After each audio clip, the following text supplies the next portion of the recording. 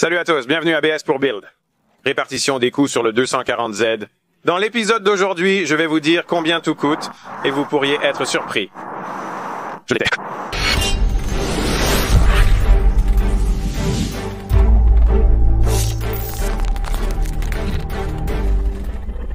D'accord, les gars, pardonnez-moi, je dois avoir ma liste de notes pour ne pas me tromper sur les prises ici, et il fait très froid dehors. Je ne comprends pas pourquoi nous avons choisi de tout faire en extérieur. Je pensais juste qu'un changement de décor serait agréable. Nous sommes enfin en route pour notre première vraie balade. De la voiture, c'est le moins qu'on puisse dire que c'est excitant. De loin, la voiture la plus rapide que j'ai conduite. Ah, c'est vraiment effrayant et ça me fait peur. D'accord, mais donc pour commencer cette construction, nous avons dû obtenir une voiture pour les pièces. Donc nous avions évidemment le moteur S425 que nous voulions sortir d'une Messing.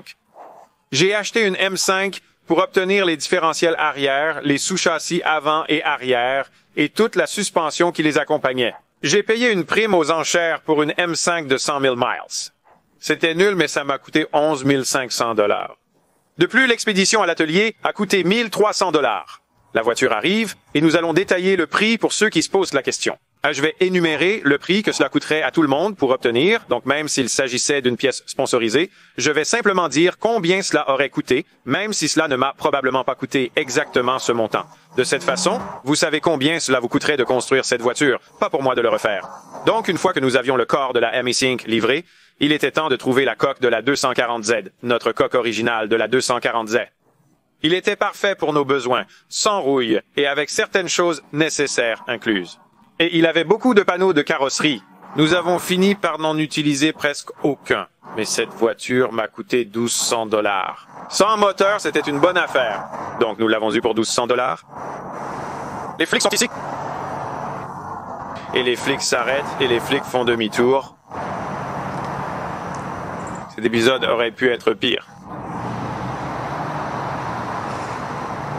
Peut-être qu'ils aiment simplement BS pour Build. Probablement pas. Ah, les gars, ça pourrait devenir intéressant. Les gars, on vous a vu conduire de haut en bas ici à Bennett. Avez-vous un jeu temporaire ou quelque chose pour ça? Avez-vous un jeu temporaire pour cela? D'accord, donc c'est une très bonne nouvelle. Je ne l'ai pas. Je n'ai pas. À regarder celui-là. Je vais devoir chercher celui-là. D'accord, je comprends. Je comprends. Merci les gars. Merci les gars. D'accord, les flics étaient super cool. Il s'avère que notre loi de non-inscription tient bon. Nous sommes solides là-dessus. Ils ne le savaient pas vraiment, mais ils m'ont cru. Donc c'est plutôt cool. Ils étaient vraiment gentils. Heureusement, nous n'allions pas trop vite. Pendant que nous conduisions sur cette route, nous n'avons donc pas eu de problème pour cela. Mais nous sommes apparemment sur une propriété privée, donc nous allons nous frayer un chemin à travers cela, et ensuite nous allons partir d'ici. Voyons voir. Une fois que nous avons eu la M5 ici, nous avions besoin de tester si le moteur fonctionnerait. Donc nous avons fait un changement d'huile. Le coût de ce changement d'huile était de 100 $. Pendant que cela se passait en arrière-plan, je commandais le métal pour notre châssis tubulaire. Cela s'est avéré être un échec gigantesque et nous avons fini par racheter tout le métal. Mais le métal pour cela était de 750 pour un kit de châssis tubulaire pour le 240Z. Puis nous avons eu l'accident de voiture fou que je n'ai pas eu, mais en tout cas, un chauffeur de dépanneuse a envoyé ma Mercedes voler dans le corps du 240Z, et puis il a envoyé cela à travers la porte du garage dans la M5, et a détruit le corps du 240Z, et bien sûr, nous avons dû en obtenir un autre. Nous avons donc pu en trouver un autre, qui était juste un corps sans moteur. Tout ce dont nous avions besoin, et cela ne coûtait que 1 500 $, ce qui nous amène à notre sponsor pour cet épisode, Auto Tempest. C'était dur comme l'enfer de trouver les deux carrosseries de voitures dont nous avions besoin à un prix décent à l'époque. Les 240Z étaient à un prix premium et je n'aurais pas pu le faire sans Auto Tempest. Mais revenons à la répartition des prix. Après avoir eu nos carrosseries mais préparé la deuxième, nous avons dû préparer le châssis, le roll cage, etc. Pour cela, nous avons utilisé beaucoup de fournitures métalliques. Et c'est le seul chiffre que j'ai un peu approximé, mais j'ai des registres d'environ 1200, mais je vais dire que nous avons dépensé environ 8 cents de plus, nous avons dépensé environ 2000 $ en fournitures métalliques pour des choses comme le roll cage, pour le châssis, Pour notre châssis tubulaire avant, tout ce bon matériel, nous avons dû réduire la taille des freins et des étriers pour pouvoir les adapter à l'intérieur de nos roues plus petites, afin qu'ils ne paraissent pas ridicules. Donc, les petits freins et étriers étaient des rotors, $100.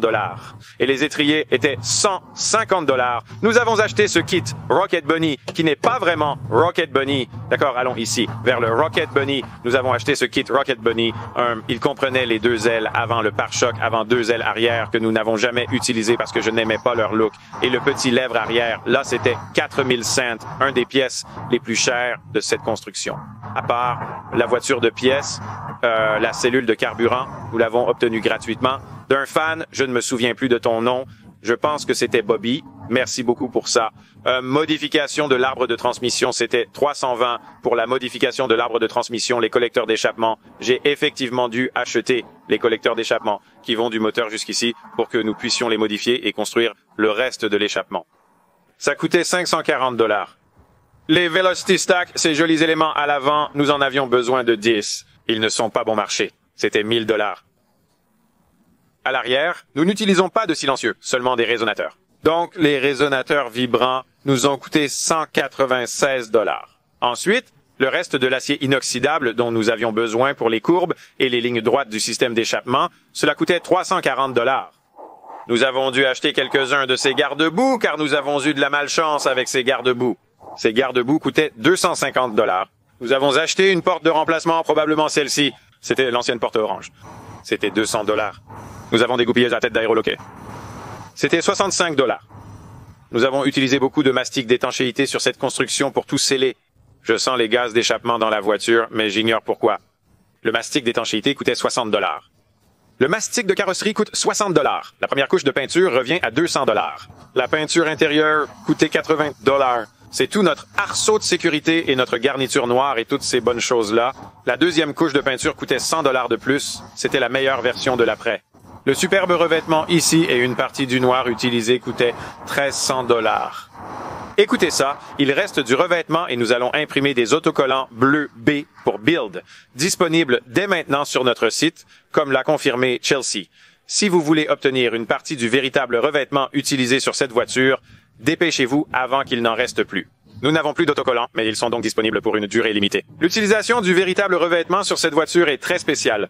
Peut-être récupérerons-nous une partie des $1300. Nous avons dépensé $435 pour le revêtement, les nouveaux coussinets et les boulons de bielle.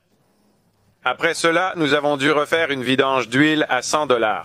Le nouveau radiateur d'occasion coûtait $75. Le nouveau carénage du ventilateur coûtait $190.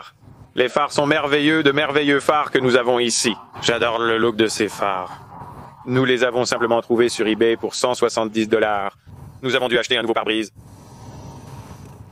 Ce pare-brise ici coûtait $300. La voiture est sur une suspension pneumatique que vous avez vue de D2. Merci pour le branchement à $1100 D2. Koenig nous a fourni ses roues. Ces roues se vendent à environ $680.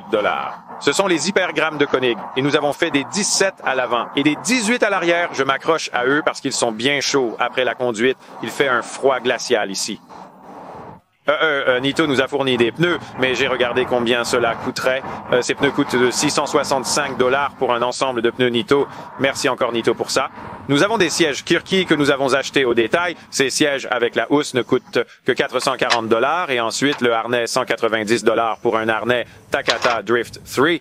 Donc, les pièces pour cette voiture sont revenues à $31 445 pour acheter toutes les pièces pour cette voiture. C'est tout ce dont nous venons de parler. Et ce n'est pas la fin de l'histoire pour autant. Ce n'est donc pas une voiture à $31 000. J'aimerais que ce soit le cas, mais il y a d'autres éléments comme le travail qui entrent en jeu. C'est notre première construction collaborative. J'étais ravi d'avoir toute l'équipe à bord pour cette construction, mais ça n'a pas été donné. Et c'est pourquoi c'est la construction la plus chère que B is for Build ait jamais réalisée, plus du double. Le coût de la main-d'œuvre pour cette construction s'élève au total à $16 881 pour l'aide que nous avons reçue sur cette construction. C'est ma voiture la plus chère. Je dois contacter l'assurance pour les informer que le montant est un peu plus élevé que prévu. C'est assez fou. Ça ne compte même pas. Ça ne compte pas mon travail. Ce sont les personnes embauchées pour travailler sur la construction avec nous. Pour la cerise sur le gâteau, l'expédition optionnelle vers et depuis SEMA coûte environ 2700 $, portant le prix de la voiture à 50 000 $.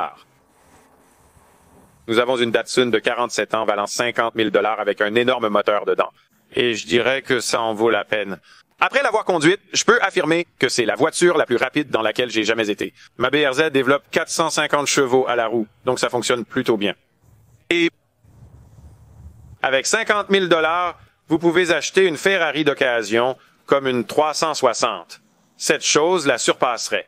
C'est un bon prix considérant tout le travail et la créativité que j'y ai mis pour que tout sorte exactement comme je le voulais. Les gars, c'est combien la voiture a coûté? Il commence à faire nuit. Je vais partir boire une bière. Notre prochain épisode, le final de la saison, montrera comment tout s'est assemblé avec cette construction. C'est incroyable de voir son évolution. J'espère que vous le regarderez. J'espère que vous l'apprécierez. Si vous êtes sur notre page Facebook, je vais la poster là-bas. Les gars, s'il vous plaît, partagez-la. Parfois, ces vidéos deviennent vraiment populaires là-bas. Et ce serait vraiment cool. Alors, merci beaucoup, les gars. Merci d'avoir regardé. C'est une sensation tellement cool d'avoir cette chose ici. Tellement cool que les flics ont été gentils avec nous. Merci, les gars. Merci d'avoir regardé. À demain.